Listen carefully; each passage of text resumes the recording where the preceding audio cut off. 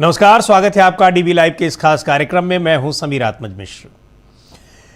NEET की परीक्षा के बाद एक लगातार परीक्षाओं के साथ ऐसा लग रहा है कि कोई खिलवाड़ हो रहा है, जानबूझकर ये सारी चीज़ें हो रही हैं या क्या हो रहा है।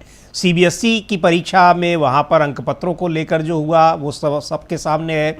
तमाम प्रतियोगी परीक्षाओं के पेपर लीक हो रहे हैं, धांधली हो रही है, ऐसी शिकायतें हैं, छात्र सड़कों पर हैं। और अब CUET की यानी जो यूनिवर्सिटी और कॉलेजेस में प्रवेश के लिए होती है ग्रेजुएशन में, उस परीक्षा में भी धांधली की और अनियमितता की शिकायतें आ रही हैं। पेपर का टाइम जो है वो बदलना पड़ गया है। अब प्रधानमंत्री खुद नीट की निगरानी कर रहे हैं, ऐसा सॉलिसिटर जनरल ने सुप्रीम कोर्ट को बताया है। पर सवाल उठता है कि सारी परीक्षाएं प्रधानमंत्री की निगरानी में और सेना के हवाले ही होंगी, तो बाकी इस जो विभाग है शिक्षा मंत्रालय और इससे जुड़ी हुई जो संस्थाएं हैं, एजेंसियां हैं, वो करेंगी क्या, या फिर इसको लेकर किसी तरह की कोई गंभीरता नहीं है। इस पूरे मसले पर बात करने के लिए हमारे साथ हैं प्रोफेसर अखिल स्वामी जी। बहुत बहुत स्वागत है सर आपका। और जिस तरीके से अब आज भी हम देख रहे हैं कि उसमें सर्वर डाउन हो गया। अब अगले साल से धर्मेंद्र प्रधान ने कहा है कि नीट की परीक्षा हम कराएंगे, ऑनलाइन कराएंगे, और यहाँ जो ऑनलाइन परीक्षाएं हो रही हैं उसमें सर्वर डाउन हो रहा है।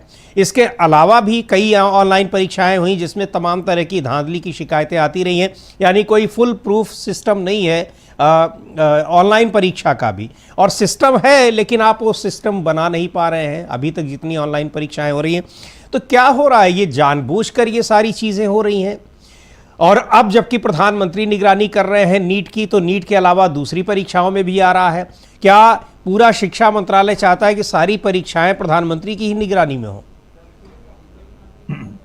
देखिए मिश्रा जी, ये इस चीज को जानने के लिए हो क्या रहा है, ये कंपैरिजन करना पड़ेगा कि जब पहले, आज से 10 साल पहले या 20 साल पहले या 30 साल पहले आप कालखंड में चलिए जी, और डिफरेंट कालखंड में आप देखिए पेपर लीक होते थे क्या। भाई मुझे तो अपने बचपन जमाने का याद है, मेरे जमाने में तो पेपर लीक होते नहीं थे। 20-25 साल पहले भी मैंने नहीं सुना था कि पेपर लीक होते हैं जी। ये तो 15-20 साल की घटनाएं हैं जो अब पिछले 12 साल से बहुत ज्यादा बढ़ गई हैं। इसका मतलब यह है कि कुछ ना कुछ तो कहीं ना कहीं गड़बड़ है जी। अच्छा, ये कहा गया कि साहब वो ये अब हम ऑनलाइन करेंगे और कंप्यूटर से सारे एग्जामिनेशन होंगे। अब इसका मतलब यह है कि जो आपका ये सिस्टम है बहुत ज्यादा फॉल्टी है। भाई देखिए, सीधी सी बात यह है, अगर आपके सिस्टम के अंदर करप्शन आ गया है और सिस्टम ही आपका करप्ट हो गया है, तो उसके बाद बच्चों का क्या? अच्छा, बच्चों के दिमाग में ऑब्वियसली आप देख रहे हैं पूरे हिंदुस्तान में बच्चे जो हैं सड़क पे हैं,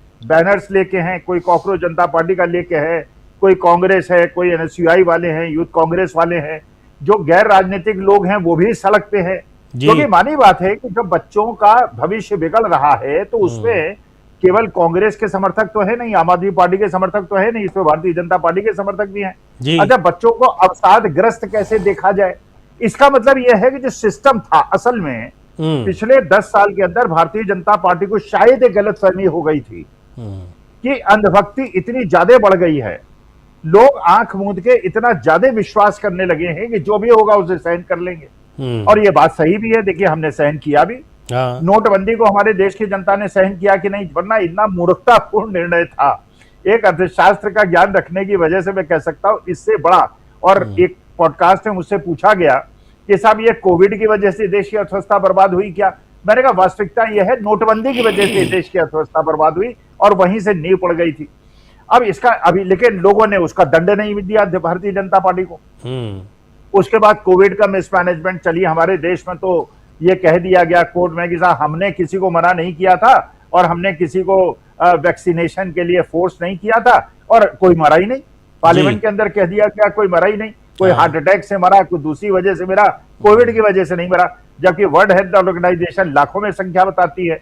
और ये भी बात बिल्कुल सही है कि कोविड पीरियड में हमने देखा कि हर परिवार के लोग मरे, हर परिवार, कोई परिवार ऐसा पड़ोसी नहीं था जहां पे मौत ना हुई हो, लेकिन एक एक करके। लेकिन उसके बावजूद जब भारतीय जनता पार्टी चुनाव जीतती गई तो उनका और उनके समर्थकों का दिल खुलता गया। फिर उन्होंने कहा कि हमें रोकने वाला कुछ नहीं, हम कुछ भी कर लें। लोग या तो भारतीय जनता पार्टी को वोट देंगे, नहीं भी देंगे तो हमारे ज्ञानेश कुमार गुप्ता जी व्यवस्था करा देंगे, भारतीय जनता पार्टी जीत जाएगी और हमारे यहाँ दंड तो किसी को मिलता नहीं है, ना कोई रिजाइन करता है, तो धर्मेंद्र प्रधान भी आंख बंद कर अपना बस्ती सोते रहे, दंड किसी को मिलना नहीं है, रिजिग्नेशन उनको देना नहीं है।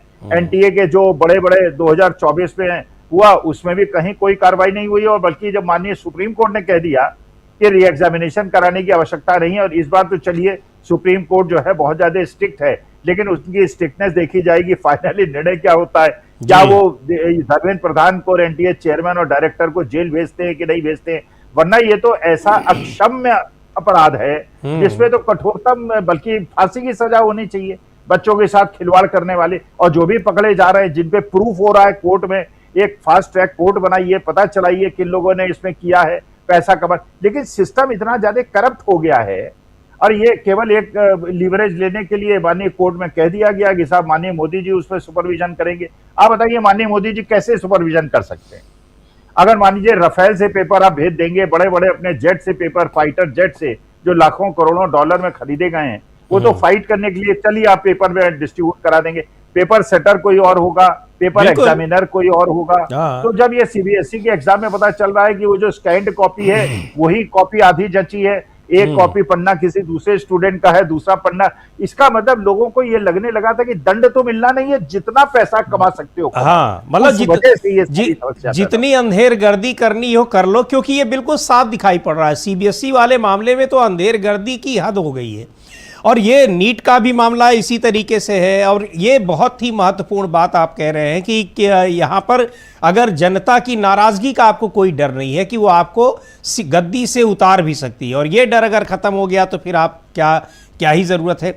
लेकिन इन सब के बावजूद जब कह रहे हैं कि प्रधानमंत्री की, अब सॉलिसिटर जनरल जाकर सुप्रीम कोर्ट में कह रहे हैं कि प्रधानमंत्री निगरानी कर रहे हैं, प्रधानमंत्री ने तो कहा नहीं सर, या आपने देखा है, या फिर प्रधानमंत्री कार्यालय की ओर से कहा गया हो कि प्रधानमंत्री निगरानी कर रहे हैं, तो सॉलिसिटर जनरल को ये ब्रेकिंग खबर कहाँ से मिल गई? ये भी बड़ा सवाल है कि किसके हवाले से उन्होंने कह दिया कि प्रधानमंत्री निगरानी कर रहे हैं। उनके कहने के बाद भी कोई पुष्टि नहीं आई है कि प्रधानमंत्री पीएमओ में बैठ के कर रहे हैं, अपने कर्तव्य पथ, कर्तव्य मार्ग जो है वो वहाँ पर, यानी अपने आवास पर बैठकर कर रहे हैं, या किसी खास जगह पर बैठकर कर रहे हैं।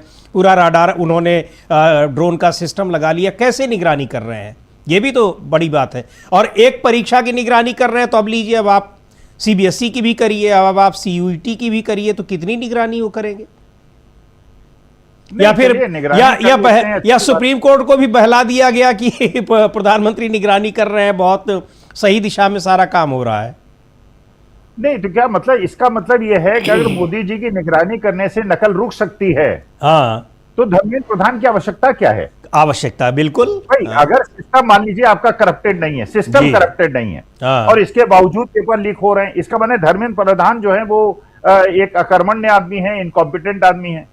और अगर धर्मेंद्र प्रधान की बजाय अगर मोदी जी सुपरविजन कर लेंगे तो पेपर लीक खत्म हो जाएगा। तो यही तो अपोजिशन डिमांड कर रहा है, यही तो कांग्रेस जनता पार्टी कह रही है धर्मेंद्र प्रधान को बाहर कीजिए। बल्कि मैं तो कहूंगा इन लोगों को फांसी चढ़ा देनी चाहिए।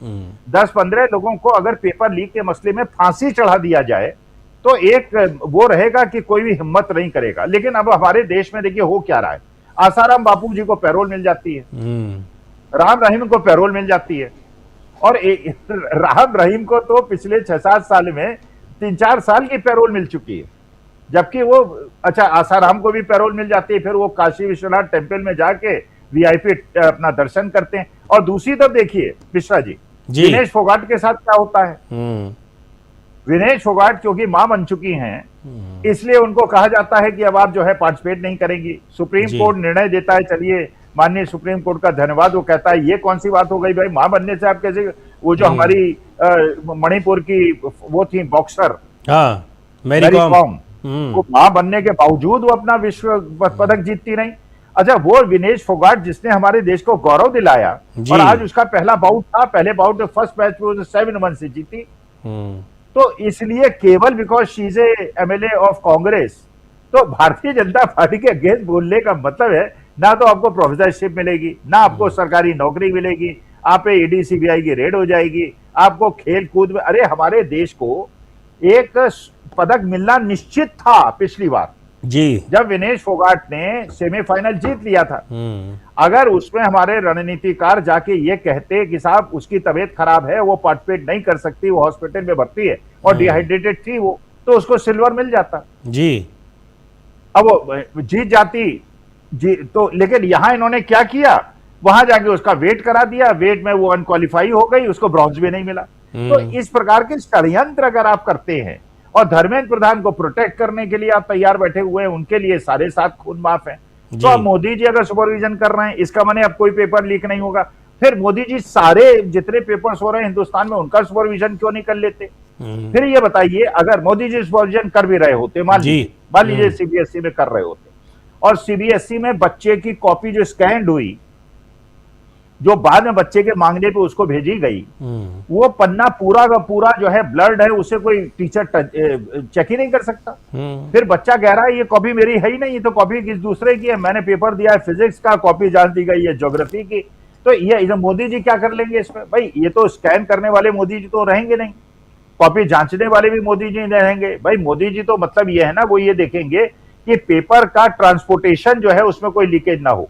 लेकिन पेपर सेटर ही अगर आपका बेईमान होगा, और पेपर सेटर और एनटीए जिसको ये एग्जाम कंडक्ट कराना है वो ही अगर करप्टेड होगा, जो राहुल गांधी ने बात भी की कि साहब वो क्वालिफाई नहीं कर रहे थे, कोई टेंडर नहीं आ रहा था, अगली बार जो टेंडर आया वो क्वालिफाई नहीं कर रहे थे, फिर उनकी जो मापदंड थे उनको कम किया गया, फिर इसको इंट्रोड्यूस कराया गया, फिर इससे करप्शन कराया गया। तो मोदी जी अगर ये करेंगे तो मोदी जी फिर इसका माने रक्षा मंत्री की भी जरूरत नहीं है, वित्त मंत्री की भी जरूरत नहीं है, शिक्षा मंत्री की भी जरूरत नहीं है। सारा काम मोदी जी अकेले, ये कोई प्रेसिडेंशियल टाइप की गवर्नमेंट चल रही है क्या? डिक्टेटरशिप चल रही है क्या? डेमोक्रेसी में तो कैबिनेट निर्णय लेती है। तो इस मामले में क्योंकि धर्मेंद्र प्रधान की वजह से सारा ये काम हुआ है, धर्मेंद्र प्रधान को तुरंत इस्तीफा दिलवाकर और उन्हें जेल भेज देना चाहिए। अगर ये कर देते हैं मोदी जी, उनकी प्रतिष्ठा बच जाएगी, वरना रोज पेपर लीक होंगे, बच्चे बहुत ज्यादा परेशान हैं। अब आप जानते होंगे, बहुत आप ही के पत्रकार हैं नीलू व्यास, आज उनसे बात हुई हमारी, उनकी बेटी ने भी 12th का एग्जाम दिया है, उनकी बेटी को भी 88% मार्क्स मिले। वो कह रही है बेटी जो है 90, फिर उसने भी स्कैन कॉपी, फिर वो कह रही है वो जो उसका वो है वेबसाइट वही बंद है, नेटवर्क ही नहीं चल रहा है, वो पता ही। और ब्लड कॉपी वही जो बच्चों की शिकायत है, कल आपने देखा न्यूज 24 में बच्चे खुद आके दिखा रहे हैं कॉपी अपनी, मेरी कॉपी नहीं है। नहीं, बच्चे झूठ क्यों बोलेंगे भाई? अगर उनको सिस्टम, उनको ये वही तो प्रूफ है, वो क्यों झूठ बोलेंगे? दिखा रहे हैं मेरी नहीं है, मेरी हैंडराइटिंग ही नहीं है जी। नहीं, वो तो बात यही है जी जी, बात यही है सर, बात यही है कि आखिर ये सारी चीजें जब हो रही हैं तो क्या पूरा सिस्टम आप वही एजेंसी करा रही है? अभी आप सीयूईटी की 9 बजे परीक्षा होनी थी, सिस्टम हैक हो गया, सर्वर हैक हो गया, जो भी हो गया, 11 बजे परीक्षा हो रही है, 3 बजे की परीक्षा को डिले किया जा रहा है। ये सब जो हो रहा है, ये अब क्या लग रहा है कि हर परीक्षा हर समय, अभी ये इतना बड़ा बवाल 2-2, 3-3 परीक्षा को लेकर चल रहा है, जानबूझकर हो रहा है? प्रधानमंत्री के ऊपर आप कितनी जिम्मेदारी डाल देंगे? आप इसकी भी ये निगरानी करवाएंगे? उसके बाद कैबिनेट के मंत्री अपना तक ध्यान नहीं रखते हैं कि गर्मी पड़ रही है तो उनको पानी पीना चाहिए, इसके लिए प्रधानमंत्री को कैबिनेट की बैठक बुलानी पड़ती है, और कैबिनेट की बैठक बुलानी नहीं पड़ती है, उसके बाद वो ये खबर भी लीक हो जाती है, कि प्रधानमंत्री सलाह दे रहे हैं अपने मंत्रियों को कि आप लोग ठीक से पानी पिया करिए, इतना पानी पिया करिए। तो ये कि बहुत बड़ी दिक्कत ये है कि प्रधानमंत्री के ऊपर इतना काम का बोझ डाल देना क्या ठीक होगा क्या? हालांकि प्रधानमंत्री किसी भी काम को एक्सेप्ट नहीं कर रहे हैं कि ये बोझ उनके ऊपर निगरानी का डाला गया है या मंत्रियों को पानी पिलाने या पीने की सलाह देने वाला डाला गया है। नहीं मिश्रा जी, असली मुद्दा यह है कि क्या वो जो स्टैंडर्ड सेट करने चाहिए माननीय मोदी जी वो कर रहे हैं क्या? जैसे लाल बहादुर शास्त्री की बात क्यों मानी लोगों ने? भाई लाल बहादुर शास्त्री ने कहा कि एक दिन एक समय का खाना छोड़ दीजिए, क्योंकि लाल बहादुर शास्त्री ने भी खाना छोड़ दिया, उनके परिवार ने भी खाना छोड़ दिया, हमने भी छोड़ दिया।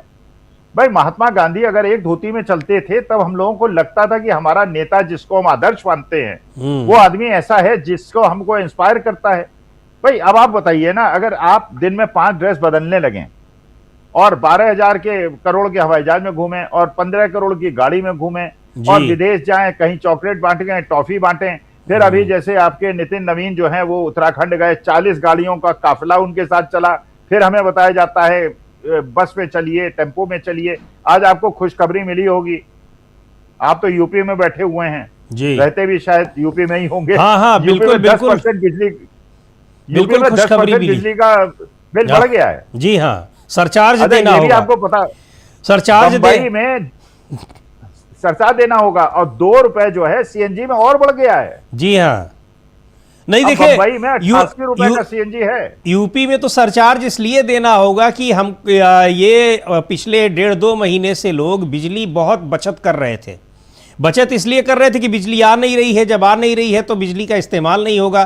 तो सरकार ने सोचा कि जो लोगों ने बचाई है बिजली, तो राष्ट्रहित में इनसे कुछ सरचार्ज ले लिया जाए। तो अब अगले महीने लोगों को 10% का सरचार्ज देना पड़ेगा, तो राष्ट्रहित में लोग देंगे ही।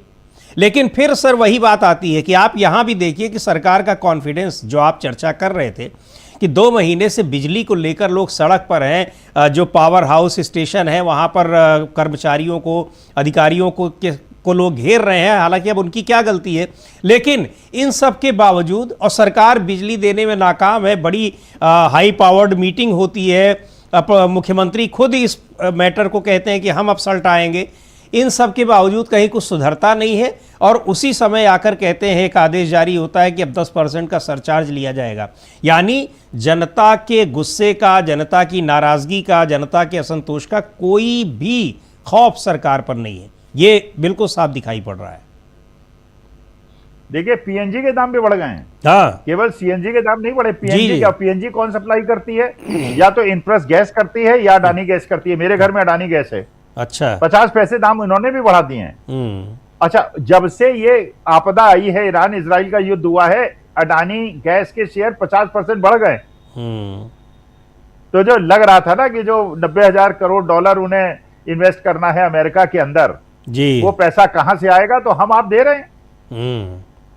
अच्छा, चलिए हम आप दे देंगे। अरे वो जो बेचारे राहुल गांधी कल वो उनके साथ बैठे थे 3 व्हीलर्स के पास, अरे उनकी दशा तो देखो, 45 डिग्री टेम्परेचर में बेचारे लॉन में बैठ के, पार्क में बैठ के खाना खा रहे हैं, रोटी दाल खा रहे हैं, और उनकी रोटी दाल भी आपने उभर कर दी है। फिर सीएनजी के दाम बढ़ाए जा रहे हैं, ग्राहक वैसे ही बेचारा परेशान है। हर आदमी हिंदुस्तान के अंदर आज के तारीख में हर आदमी परेशान है। भाई इन लोगों को मस्ती है, अपना मजे से मिनरल वाटर पी रहे हैं, कह रहे हैं पानी पियो, हाइड्रेटेड रहो। आपको ये भी पता होगा मिश्रा जी, दिल्ली के अंदर हरियाणा से आने हुआ पानी कम हो गया है, और यमुना के अंदर वाटर लेवल बहुत ज्यादा कम हो गया है, इसलिए पानी की दुर्वस्था बहुत ज्यादा हो गई है दिल्ली के अंदर। तो अब ये समस्या केवल गैस की नहीं है, ये समस्या केवल पेट्रोल डीजल की नहीं है, ये पानी की भी है, बिजली। अच्छा, अब एक और चीज कर दी इन लोगों ने। पहले तो ये अपना हडम्बा बांध रहे थे, पानी बरसेगा, कोई नहीं है मेट्रोलॉजिस्ट है, वो कोई एल नीनो नहीं है, ग्रेट एल नीनो नहीं है। अब आपने आज के अखबारों में, इकोनॉमिक टाइम्स वगैरह पढ़ा होगा, फ्रंट पेज पे पढ़ा होगा, 10% पानी कम बरसेगा। 10% पानी कम बरसने का मतलब समझते हैं आप? ये सूखा माना जाता है। हाँ जी। अच्छा, इसके बाद किसानों को आप कुछ देंगे नहीं, डीजल के दाम आप बढ़ाए चले जा रहे हैं, डीजल उनको 5 लीटर से ज्यादा देंगे नहीं, फर्टिलाइजर आप उनको देंगे नहीं, और उसके बाद खुद अपना मस्ती करने विदेश चले जाएंगे, कहीं मेलोडी बांट देंगे, कहीं कुछ बांट देंगे। अच्छा, आपको नई नई खबरें मिल रही होंगी, जापान ने भी अपने अल्फांसो और केसर आम पे बैन कर दिया। हर देश से वो कह रहे हैं। तो देखिए, जब सिस्टम आपका करप्ट हो जाए, देखिए एक डर रहना चाहिए, एक आईएएस अधिकारी में भी डर रहना चाहिए, एक जज को भी डर रहना चाहिए, पॉलिटिशियन को भी डर रहना चाहिए, अध्यापक को भी डर रहना चाहिए, हर नागरिक को डर रहना चाहिए कि अगर वो कानून की परिधि को पार करेगा और जनता के साथ अन्याय करेगा तो उसको कठोरतम दंड मिलेगा। वो खत्म हो गया है। अब तो लोग लगता है कि अगर भारतीय जनता पार्टी की छत्र छाया में है तो आपको दंड मिल ही नहीं सकता।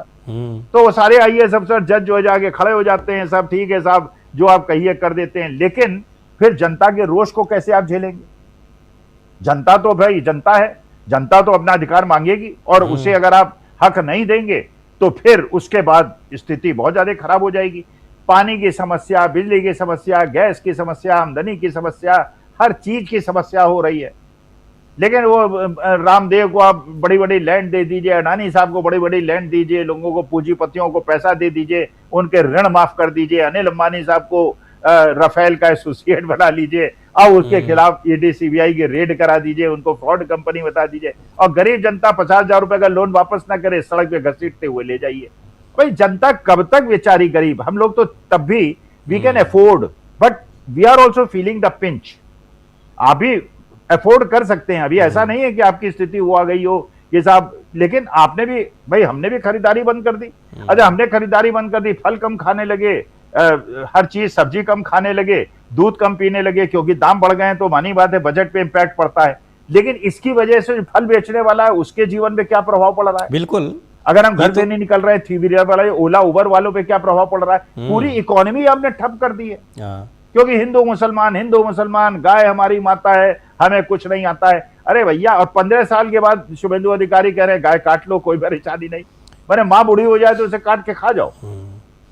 और आज आपने एक और तस्वीर देखी होगी लखनऊ से भी, वहाँ के कुछ जो डिस्ट्रिक्ट कोर्ट के जज हैं वो लोग साइकिल से जा रहे थे और बाकायदा तख्तियाँ अपनी साइकिल पर लटकाए हुए जा रहे थे कि ये राष्ट्रहित में हम लोग ये काम कर रहे हैं, ईंधन की बचत कर रहे हैं।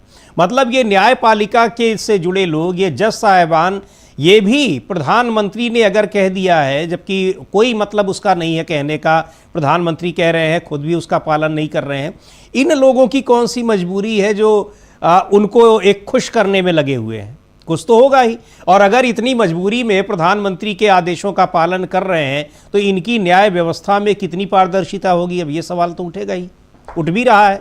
भ्रष्टाचार न्यायपालिका में है, ये हाईकोर्ट और सुप्रीम कोर्ट के जज ही कह रहे हैं। नहीं, सुप्रीम कोर्ट के जज के यहाँ करोड़ों रुपए मिलते हैं जी। अच्छा, दूसरा देखिए, हम भी पालन कर रहे हैं, ऐसा नहीं कि मोदी जी की बात, प्रधानमंत्री की बात का हम पालन नहीं कर रहे, हम तो मजबूरी में कर रहे हैं। हाँ। अच्छा, देश का 90% आदमी तो मजबूरी में कर रहा है। बिल्कुल होता मजबूरी में तो बहुत लोग कर रहे हैं भाई। कौन विदेश एक साल क्या है, बहुत सारे लोग हैं जो जीवन में कभी नहीं जाते हैं विदेश, करोड़ों की संख्या में। अब जो अच्छा जिनको जाना है वो कतई नहीं उसको करने वाले हैं, फॉलो करने वाले हैं। क्या मतलब है उसका? जिनको गाड़ी से चलना है कोई नहीं फॉलो कर रहा है, तस्वीर खिंचाने के लिए भले कर रहा। कुल मिला के इन चीज़ों का मतलब नहीं है, लेकिन सवाल यह है कि आखिर न्यायपालिका के लोगों को, जज लोगों को ये सब करने की क्या जरूरत पड़ रही है? नहीं, आप करिए, पालन कीजिए, हम भी पालन कर रहे हैं। तख्तियां दिखाने का क्या मतलब है? इसका माने आप शोबाजी कर रहे हैं, आप शोबाजी कर रहे हैं, करा रहे हैं जी। भाई आप करिए ना, हम भी कर रहे हैं। भाई देखिए, मानी बात है कि पहले अगर मान लीजिए मैं विदेश जाने की सोचता और मेरे पास 4 लाख रुपए का बजट होता, मैं सोचता चलो यूरोप घुमाऊंगा 4 लाख में, अब वो 4 लाख का 5 लाख हो गया है। हाँ। अगर मैंने जोड़ के अब आप सोचिए ना, आपका बेटा अगर मान लीजिए अमेरिका पढ़ने गया होता जी, और आपने 25 लाख का इंतजाम कर लिया होता, यार 25 लाख में बच्चा पढ़ के आ जाएगा, नौकरी पा जाएगा, अब वो 25 लाख 35 लाख हो गए क्योंकि आपका रुपया कमजोर हो गया। तो आप तो मजबूरी में आप परेशान हैं, आप क्या करें? अपने देश की शिक्षा व्यवस्था इन्होंने बर्बाद कर दी है, देश की हर व्यवस्था इन्होंने बर्बाद कर दी है। और इसके बाद फिर भाई नाटक मत करो ना, पालन तो मजबूरी में सबको करना पड़ेगा। वो नहीं भी कहते तो हम अपने खर्चे घटाते, क्योंकि जब हमारी आमदनी नहीं है तो खर्चे तो हमें मजबूरी में घटाने ही पड़ेंगे। जी जी, बिल्कुल खर्चे घटाने पड़ेंगे, खर्चे घटाए जाएं और ये किए जाएं, और उधर परीक्षाओं का हाल ये रहे कि इस तरीके से। अच्छा, जो आपने कहा कि सारी सुविधाएं, सारी चीज़ें दे दी जाएंगी कुछ खास लोगों को, और जिम्मेदारी पूरी डाल दी जाएगी या तो प्रधानमंत्री पर या फिर सेना पर।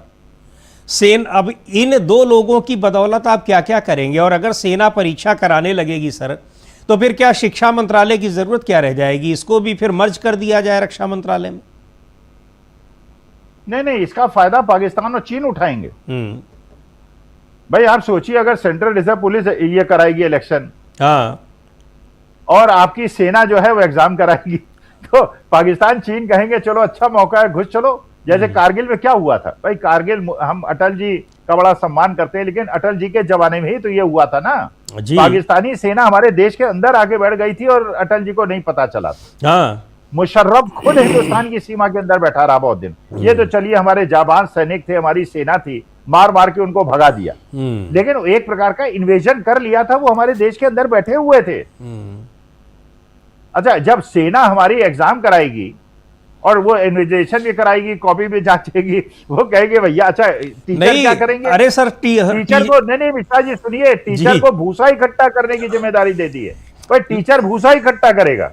मैं वही आपसे कहने जा रहा था कि टीचर लोग खुश हैं। उनका ये कहना है कि जब ये सारे काम अब परीक्षा कराना इन सब पे लगाया जा रहा है, हो सकता है आने वाले दिनों में जनसंख्या ये जनगणना में भी लगा दिया जाए, आने वाले दिनों में इलेक्शन ड्यूटी भी इन्हीं को कराई जाए, सीआरपीएफ को और सेना को। तो टीचर खुश हैं कि कम से कम ये जो पढ़ाने के अलावा बाकी दूसरे कामों में उनको लगाए रखा जाता था, पढ़ाने में नहीं लगाया जाता था, बाकी सब काम में उनको लगाया जाता था, उनको इससे निजात अब मिल जाएगी। अब सारी चीज़ों में सेना और सीआरपीएफ आ जाएगी।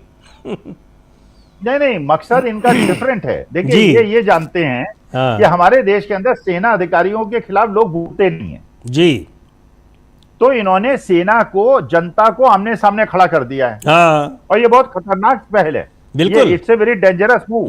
देखिए सेना का काम क्या है, सेना को ट्रेनिंग किस बात की मिलती है? भाई मुझसे कहिए मैं जाके सीमा पे लड़ लूं, मैं नहीं लड़ सकता है।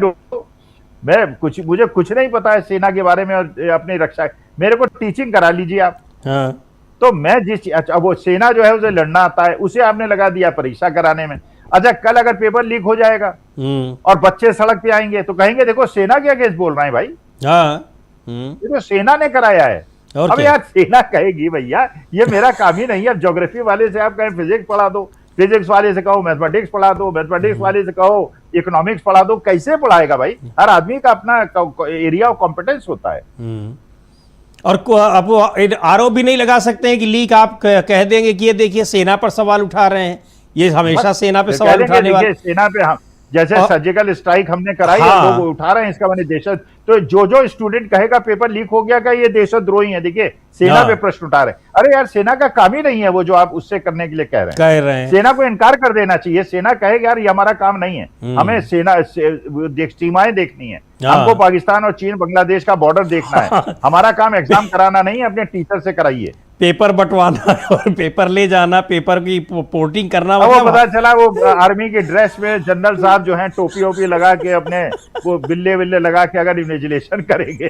अरे यार स्टूडेंट कहेगा महाराज अरे हम दुश्मन थोड़ी, हम पाकिस्तानी थोड़ी है, हम तो हिंदुस्तानी बच्चे हैं। अच्छा एक लड़की कह रही थी कल न्यूज 24 में कि 3 घंटे तो हमारी तलाशी होती है, 3 घंटे स्कैनिंग होती है, लेकिन पेपर की स्कैनिंग और एग्जामिनेशन सिस्टम की स्कैनिंग नहीं कर सकते। बच्चों की 5-5 घंटे स्कैनिंग होती है, चप्पल उतरवा लेते हैं, ये तलाशी वो तलाशी, उंगली के निशान, माथे के निशान, आंख के निशान, पता नहीं क्या क्या बच्चों को परेशान करते हैं 5-6 घंटे। मतलब सिस्टम को नहीं उनको ये लगता है कि जो गलत सामग्री यानी चीटिंग वाली सामग्री बच्चे लेके जा रहे हैं, उनको ये नहीं पता है कि यहाँ सारा खेल तो पहले ही हो गया, और सारा खेल पहले ही हो गया। सेना को जहां लगा रहे हैं ये खेल वहां का है ही नहीं। ये लीक वाला जो पूरा खेल है ये उन जगहों का है जहां ये न तो जा रहे हैं, न जाना चाहते हैं और न जाने की इनकी हिम्मत है।